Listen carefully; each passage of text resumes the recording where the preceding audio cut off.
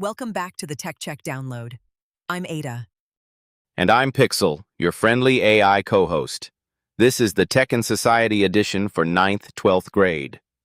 Everything today is real tech news from August 10th, August 21st, 2026. Let's get into it. Here's what's on our playlist today. 1. The Classroom AI Gold Rush. 2. A brutal week in court for social media. 3.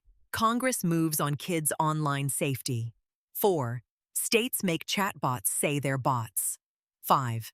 Your peers are winning the AI Olympics. 6. The sharpest photos of the sun ever.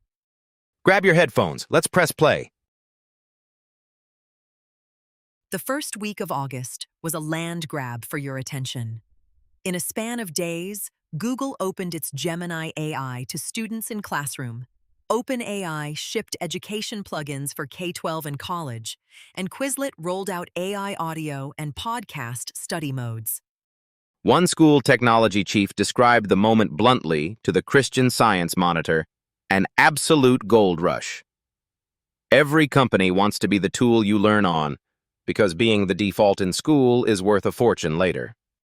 But read the caution, not just the ads. That same reporting flagged real risks: student over-reliance, where skills plummet once the tool is removed, and data privacy worries. New York City even asked principals to pause buying AI software until the district could catch up. And notice the source game. Quizlet's launch came with survey stats and user counts, but those are the company's own numbers, not independently audited. A press release is a sales pitch wearing a lab coat. Media literacy. Bottom line, a wave of powerful free tools is genuinely useful and a market grab and a set of open questions, all at once. Hold all three.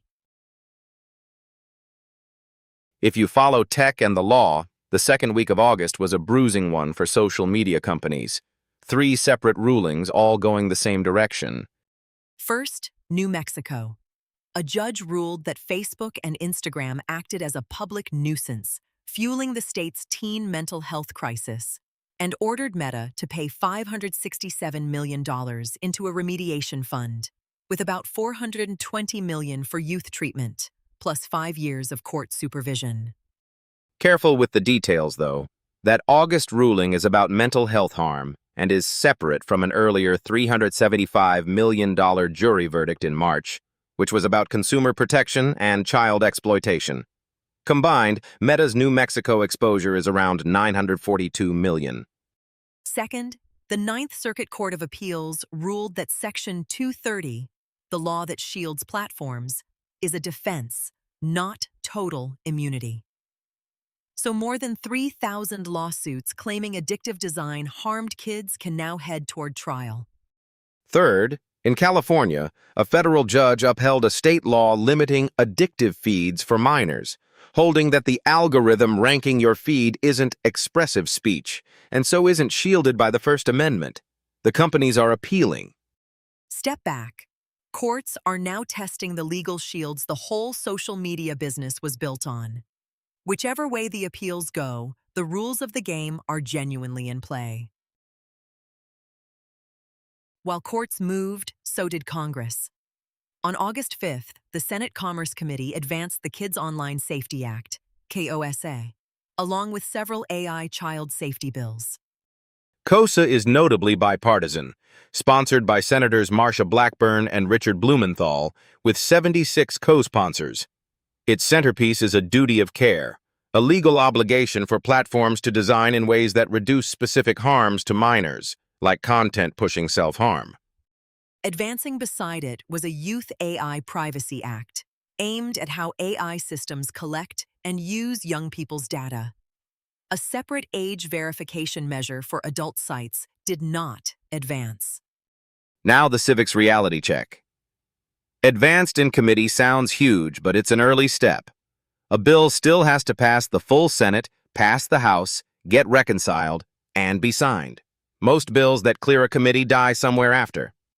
KOSA itself has been introduced before and stalled over free speech concerns. That a duty of care could pressure platforms to over-remove lawful content.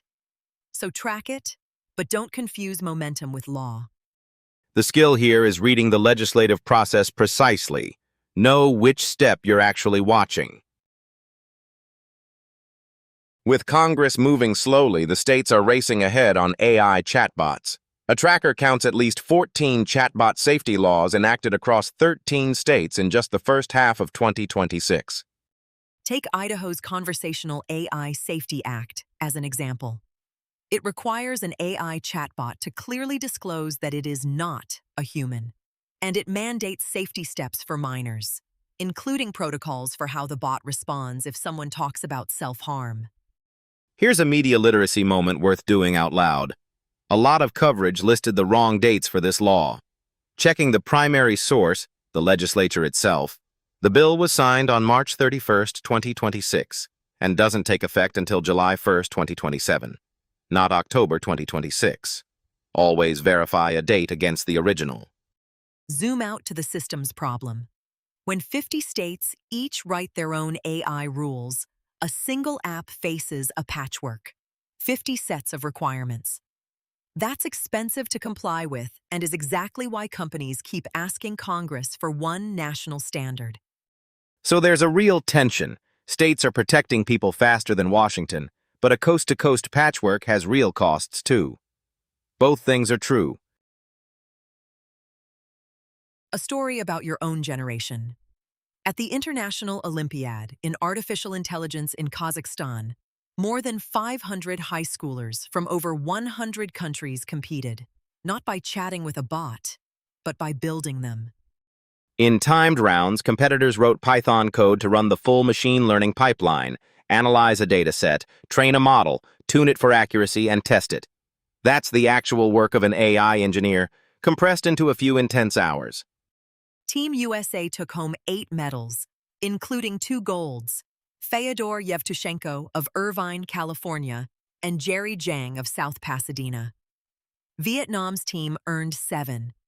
Talent here is genuinely global. Why this matters for you? There's a difference between using AI, which anyone can do, and building it, which is a career. Competitions like this are a real on-ramp. Many of these students head into top research programs and jobs. And none of them were born knowing this. They picked one hard skill, Python, statistics, machine learning, and kept going. That path is open to you, starting now. Let's end by looking up. Using the NSF Inouye Solar Telescope in Hawaii, the most powerful solar telescope on Earth, scientists captured the sharpest images of the sun's surface ever taken, published in the journal Nature. They discovered swirling vortices of plasma, superheated, electrically charged gas, some as small as about 20 kilometers across. On a star over 1 million kilometers wide, spotting something that's small is a staggering feat of resolution. And here's the elegant part. Those whirlpools form through the same physics that makes ocean waves curl and gives Jupiter its swirling clouds. One rule of nature, showing up from a beach to a star. It's called a Kelvin-Helmholtz instability. This isn't just pretty. These vortices may help explain solar storms, bursts of energy from the sun that can disrupt satellites, GPS, and power grids here on Earth. Predict them better, and we protect our technology. The through line of our whole episode, a better tool, whether a telescope, a satellite, or an AI, lets us see and do what was impossible before. The trick is aiming it wisely. Build good tools, ask sharp questions, and check your sources. That's science, and that's TechCheck. That's our show for these 2 weeks. A wave of free classroom AI tools is useful, a market grab, and unproven all at once. Hold all 3. 3 court rulings in 1 week tested the legal shields social media was built on. KOSA cleared a Senate committee, but clearing committee is an early step, not a law. States are racing ahead on chatbot rules. Verify the dates and weigh the patchwork's real costs. Building AI, not just using it, is a real career. and your peers are already competing globally. A sharper tool keeps unlocking discovery. The sun's tiny whirlpools may help us predict solar storms. Talk to a trusted adult about anything you saw today. Until next time. Stay curious, stay kind, and keep checking the tech. All of today's stories come from real, dated news sources, verified before we put them on air.